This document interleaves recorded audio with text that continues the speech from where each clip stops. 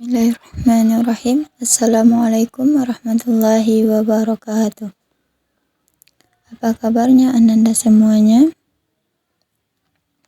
Baik, sebelum kita memulai pembelajaran kita pada hari ini, alangkah baiknya kita terlebih dahulu membaca doa. Mulai.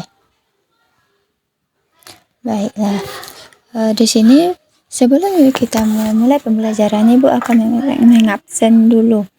Di sini siapa dari Ananda semuanya yang tidak hadir pada hari ini? Baiklah. Apakah Ananda tahu apa pembelajaran kita hari ini? Baik.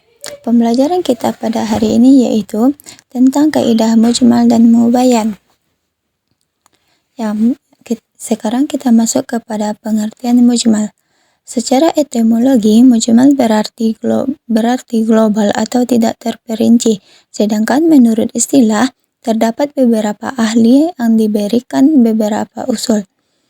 Menurut Hanafiyah, mujmal adalah lafaz yang mengandung makna secara global di mana kejelasan maksud dan rincian tidak dapat diketahui dari pengertian lafaz itu sendiri, melainkan melalui penjelasan dari pembuat syariat, yakni Allah Subhanahu wa Ta'ala dan Rasulullah Sallallahu Alaihi Wasallam.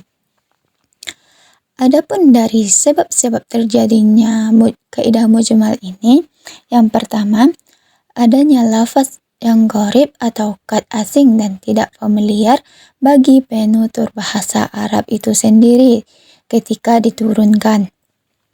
Dan yang kedua yaitu makna yang dimaksud oleh Allah Subhanahu wa Ta'ala ini berbeda dengan makna asli dari kata tersebut.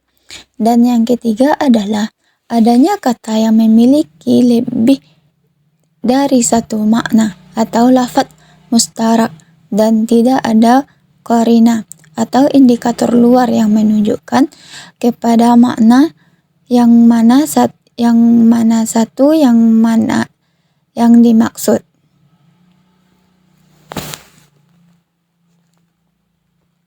Dan selanjutnya yaitu kedudukan ayat mujmal. Ayat atau hadis yang mujmal belum bisa diamalkan sehingga dicari atau diketahui lebih dahulu penjelasannya. Ayat atau hadis yang menjelaskan itu tersebut mubayyin atau musafir, sedangkan ayat atau hadis yang telah dijelaskan itu disebut mubayyan atau musafar. Adapun contoh dari mujmal ini terdapat dalam Quran surah Al-Baqarah ayat 43 yang berbunyi Bismillahirrahmanirrahim wa aqimus sholata wa atuz zakata warka'u ma'ar raki'in, yang artinya dirikanlah salat, tunaikanlah zakat dan rukuklah beserta orang-orang yang rukuk. Dan selanjutnya yaitu kita masuk kepada mubayyan. Yang pertama yaitu pengertian dari mubayyan. Secara etimologi, al-mubayyan berarti yang menjelaskan atau yang merinci.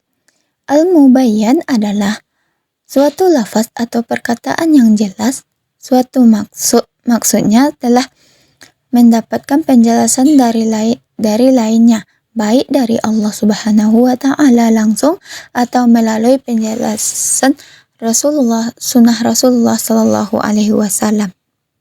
Dan adapun macam-macam dari mubayyan ini terdiri dari 5. Yang pertama, bayan dengan perkataan.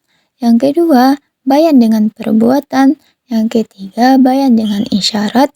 Yang keempat, bayan dengan meninggalkan sesuatu. Yang kelima, bayan dengan diam. Baiklah, dari materi mungkin itulah pembelajaran kita pada hari ini. Dan dapat Ibu simpulkan bahwasanya mujmal adalah lafaz yang mengandung makna secara global di mana kejelasan maksud dan rinciannya tidak dapat diketahui dari pengertian lafaz itu sendiri, melainkan melalui penjelasan dari pembuat syariat, yakni Allah Subhanahu wa Ta'ala dan Rasulullah Sallallahu Alaihi Wasallam. Terjadinya Terjadinya adalah mujmal dalam sebuah ayat disebabkan beberapa faktor, antara lain yang pertama adalah adanya lafaz yang gharib atau kata asing dan tidak familiar bagi penutur bahasa Arab itu sendiri ketika ayat itu diturunkan. Yang kedua yaitu makna yang dimaksud oleh Allah Subhanahu wa taala berbeda dengan makna asli dari kata tersebut. Yang ketiga adalah adanya kata yang memiliki lebih dari satu makna atau lafaz mustara dan tidak ada kata qarina atau indikator luar yang menunjukkan kepada makna yang mana satu yang dimaksud. Contohnya ayat yang mujmal adalah ayat yang berkaitan dengan perintah salat dan zakat. Dan yang selanjutnya mubayyan. Mubayyan adalah suatu lafaz atau perkataan yang jelas maksudnya setelah pendapatan penjelasan dari lainnya, baik dari Allah Subhanahu wa taala langsung atau melalui penjelasan sunnah Rasulullah sallallahu alaihi wasallam. Macam-macam mubayyan. Yang pertama, mubayyan dengan perkataan, perbuatan, dengan isyarat, dan meninggalkan sesuatu, dan bayan dengan diam. Mungkin sekian pembelajaran kita pada hari ini. Ibu cukupkan dengan Assalamualaikum warahmatullahi wabarakatuh.